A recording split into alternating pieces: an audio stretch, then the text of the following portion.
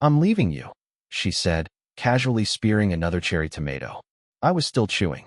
I didn't respond. Not because I was shocked. I wasn't. But because my mouth was full and I didn't want to give her the satisfaction of watching me spit panic across the table. She didn't look up. She just kept eating. Like she'd practiced it in the mirror. Not the words, but the indifference. Like the line was a paper napkin she was folding and tossing aside. The kitchen light buzzed above us. The sauce on my plate was cold. Her wine glass was half empty or half full, depending on which version of her you asked. Tonight, it was half escape. You're not saying anything, she said finally, dabbing the corner of her lip like she'd just asked me to pass the salt. I swallowed, wiped my mouth. Then I smiled. Because I heard it, the front door creaking open, and I knew exactly how this next part would ruin her. She froze. Not completely. Not like a deer, but like a phone buffering just before something awful plays. Her shoulders stiffened. The fork in her hand paused midair. Did you invite someone? She asked. A tremor now, just barely there. I didn't answer. Her face was still half turned toward me when the footsteps reached the tile. And when she finally looked toward the hallway, when she saw who stepped in, her expression collapsed like a bad souffle. The color drained. Her lips parted just slightly. And for the first time in 2 years, she had nothing to say. Good. She'd had the last word for long enough. Now it was my turn. She didn't rise from her chair. She didn't scream. She didn't even blink at first. She just sat there, one hand still resting on her napkin, the other clutching the stem of her wine glass like it was the only thing anchoring her to reality. I kept my eyes on her, not on the person who entered, because her reaction was what I wanted to see. It wasn't anger. It wasn't fear even. It was something worse. It was recognition. The man who stepped into our kitchen didn't say a word. He didn't need to. His silence filled the space louder than any accusation ever could. He was tall, in a worn gray coat that still carried rain on the shoulders. His jaw was set hard, his eyes locked on her like she owed him a decade. He looked like a storm in human form. And my wife, the woman who just told me she was leaving, looked like someone who had forgotten how to breathe. You shouldn't be here, she said, barely above a whisper. He tilted his head, not in confusion, but in amusement.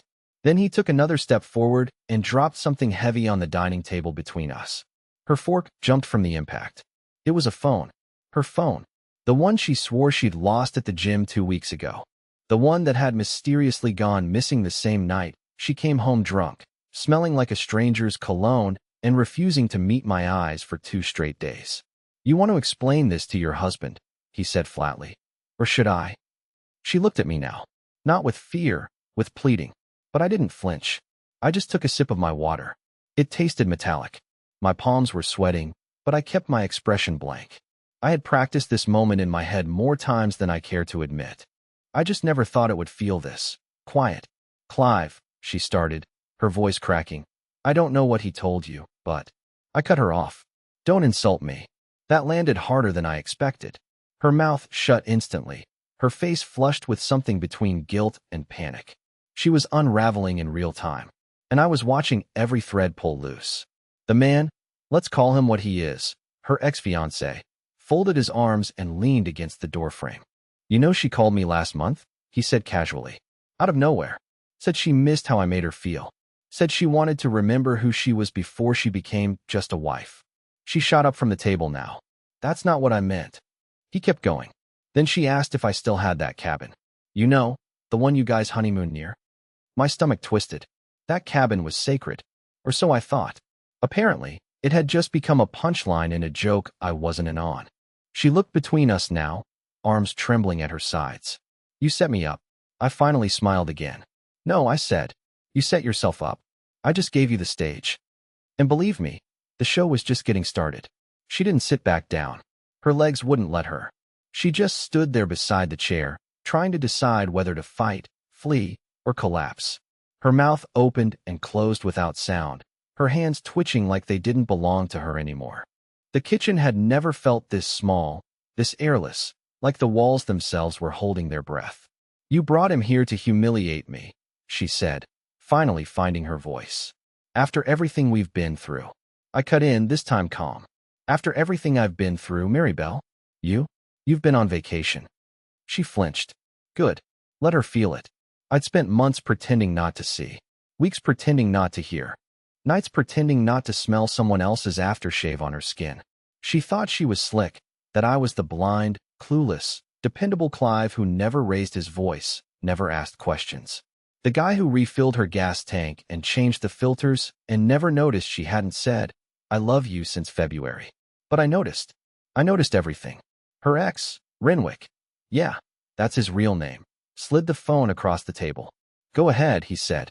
"Check the photos. The voice memos. The deleted texts." She wasn't even trying to hide it. I didn't reach for the phone. I didn't need to. I'd already seen it all. Heard it all. The moans, the giggles, the cruel jokes about me. How I snored. How I folded my socks. How I still believed in things. That one stuck with me. "She said you were soft," Renwick continued. "Said you couldn't give her the kind of life she wanted." I stayed quiet, watching her face crumple with every word. The woman who once swore to build a life with me was now being disassembled in the kitchen we built together. And all I could feel was nothing. Not anger. Not heartbreak. Just this strange, hollow relief, like watching a fire finally burn itself out. Mary Bell stepped forward suddenly. "Why are you doing this?" she hissed at Renwick. "You said you weren't going to say anything." He looked at her with the coldest, emptiest eyes I'd ever seen. "I changed my mind. You do that too, right?" And then, the line that broke her. "I didn't come here for Clive. I came here to warn him." She stared at him, confused. Then at me. Then back at him. "Warn him about what?" she asked, quieter now. He looked right at me. "Tell me, Clive, did she ever mention a man named Marcus?" My body went cold. I hadn't heard that name in over a year, and I'd begged myself to believe it didn't mean anything back then. She froze. Completely. I stood slowly from my chair. "You mean Marcus from her old job? The one who moved to Chicago?" Renwick gave a single, grim nod. "That's what she told you." Mary Bell's breathing shifted. Faster. Shallower. "What happened, Mary Bell?" I asked, my voice barely above a whisper now. "Where was your phone the night I was stuck at the airport, when I couldn't reach you for 6 hours?" She didn't answer, and I suddenly knew. Renwick shook his head. "She thought you'd never find out. She told me it was over." "But Marcus never left." I looked at her then, really looked, and all I saw was a stranger with my wife's face. The silence was louder than any scream, and it still wasn't the worst part. That would come next. She didn't deny it. That's the part that gutted me the most. There was no gasp of protest, no righteous outrage, no offended disbelief that we'd accuse her of something so low. Just that quiet, still guilt, the kind that doesn't come from being wrongly accused, but from being caught. I sank back into the chair slowly, not because I was weak, but because my knees had started to tremble, and I didn't want her to see. I wouldn't give her that. Not anymore. Renwick shifted his weight against the doorframe, arms folded, watching her unravel. She turned on him like a wild animal, not crying, not shouting, but hissing under her breath. "You said you wouldn't bring up Marcus." He smirked. "And you said a lot of things. I stopped believing you after the second hotel key." That shut her up fast. I stared at the table, tracing the scratches in the wood we'd always promised to sand down together. It's funny how many tiny, stupid promises stack up into something sacred, and how fast it all becomes meaningless. Like watching a cathedral crumble because someone left the back door open. "I can explain," she finally muttered, but I didn't look up. "You can try," I said, my voice low even. "But you don't get to ask for grace and hide the knives at the same time." I never meant for it to go that far. I laughed then. An actual laugh. It startled even me. "That's what everyone says, Mary Bell. People don't mean to ruin lives. They just step into the wreckage afterward and act surprised there's blood." Her eyes glistened, but I didn't care. Not this time. I had spent too many nights alone in bed, staring at the ceiling, wondering why her love felt like a currency I could never afford. "I was lonely," she said finally. "You stopped paying attention. You were always working, always tired, always in your head. Trying to support us," I snapped. "Trying to keep this house, your car, your boutique health plan. You think dinner and a smile come cheap these days?"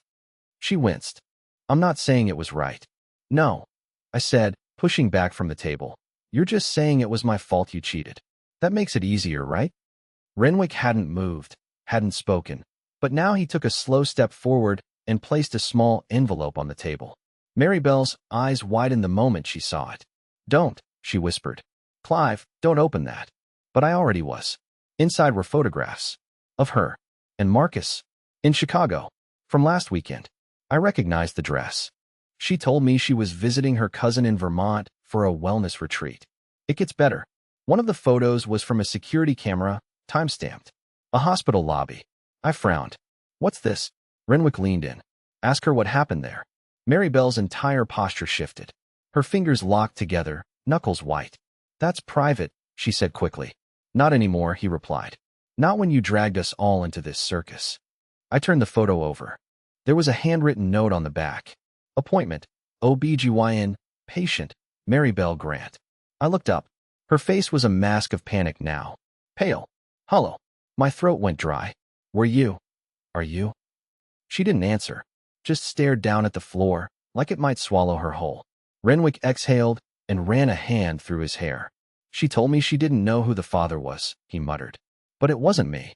The room was silent again, but it felt different now. Heavier. Something had shifted. Something final. I stared at her for a long time. And then, softly, I said the only thing I could. Finish your dinner. She didn't touch her food again. The plate in front of her had gone cold, the knife resting sideways on a half-cut piece of salmon she'd prepared so perfectly I almost felt insulted. I watched her stare at it like she didn't recognize her own hands had made it.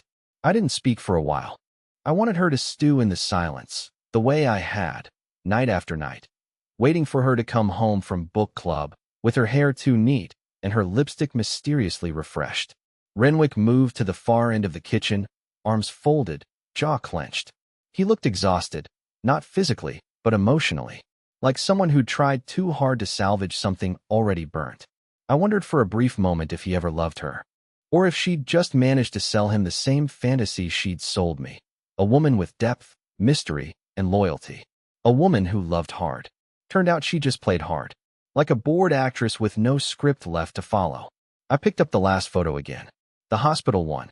That single, quiet snapshot screamed louder than anything she'd ever confessed. I still hadn't asked the real question, and she hadn't offered the answer. I could feel it building inside me like smoke under glass. I want to hear you say it, I finally said. Her eyes flicked up. Hollow. Unreadable. Say what? I leaned in, elbows on the table, the picture between us like a loaded weapon. Are you pregnant? She hesitated, just for a beat too long. And then, with her voice barely audible, she nodded. My stomach twisted, not from rage or betrayal this time, but from a much colder, quieter emotion. Something worse. Is it mine? I asked. That time, she didn't answer at all. I laughed. A bitter, shaky sound that cracked in the middle. Right? That's what I thought. You don't understand, she whispered. I slammed my hand against the table. Then make me understand, Maribel. Because I have twisted myself into 1,000 different versions of a husband just to keep this marriage alive while you were off shopping for replacements. And now you want me to play understanding? To be gentle? You were never present, she snapped suddenly. You buried yourself in work, in your weird routines, in your sad little hobbies. I had to work, I shouted. You liked the vacations, didn't you? The catered anniversaries? The random gifts just so you'd look at me the way you used to? What did you think that was, a game? She stood up, eyes blazing now. And what did you think I was, Clive? A reward? Something you buy into staying loyal? We were toe-to-toe now. All those quiet months of distance and decay had exploded into one ugly, suffocating moment. And in the heat of it, I said something I never thought I'd say, not out loud, not to her. I stopped trusting you a year ago. Her mouth opened, but I kept going. The night you said you were staying late for inventory, and I saw your location ping at a hotel downtown? Yeah, I saw. I didn't say anything because I wanted to believe you'd come back. That you'd realize whatever fling you were chasing wasn't worth the man who worshipped you. Her face twitched. Just slightly. She tried to hold the mask. But it cracked. Don't act like I'm the only one who messed up, she whispered. I almost laughed again. You're not. I messed up too. I loved you more than I loved myself. That's on me. Then I looked over her shoulder and said something she wasn't ready for. You can come in now. Her body spun like a trap springing shut. She wasn't sure what, or who, to expect this time. But it wasn't my brother. And definitely not with a voice recorder in his hand. The second my brother stepped in, she took a step back. Not because he looked threatening, but because she knew exactly what he had. And more importantly, she knew exactly what she'd said when she thought no one was listening. My brother, Owen, wasn't supposed to be part of this. He hated drama. He hated her even more. But after the night she called him, drunk and crying and stupid enough to forget who she was talking to, he called me. Said, "Clive, you need to know who you're married to." She hadn't spoken a word to him since. Now he stood in the doorway, quiet, calm, holding a sleek little device in his hand like it weighed nothing. But it did. It weighed everything. "I told you to stay out of this," Maribel hissed. "And I told you," Owen replied. "You don't get to burn people down and walk away like you're the victim." He placed the recorder on the table gently, like a knife being laid down after a long chase. "I don't want to hear my own voice," she said, already backing toward the hallway. "You should have thought of that before saying things like—" Owen clicked the button. A familiar click. A beep. And then her voice filled the room. "He's like wallpaper. Always there, always beige. I can't breathe around him. I used to want him. Now I want a window." She gasped. Her hands flew up to her mouth as if to push the words back inside, but it was too late. Her voice, raw and cruel and unmistakably hers, echoed in the kitchen that used to be ours. "I stayed for the house, the money, the stability. But if I have to fake one more smile for that man, I swear I'll lose my mind." I didn't flinch. I had already listened to this recording 3 times in my car. Once parked in front of the old diner where we had our first date. Once parked outside her gym. And once just alone in the driveway, staring at the door, unable to go inside knowing that voice was behind it. But hearing it here, with her standing in the same room, knowing she couldn't deny it anymore, it was different. It was surgical. She turned to me, tears welling in her eyes.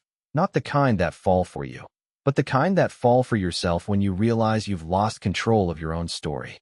"I was drunk," she stammered. "I didn't mean." "Yes, you did," I said softly.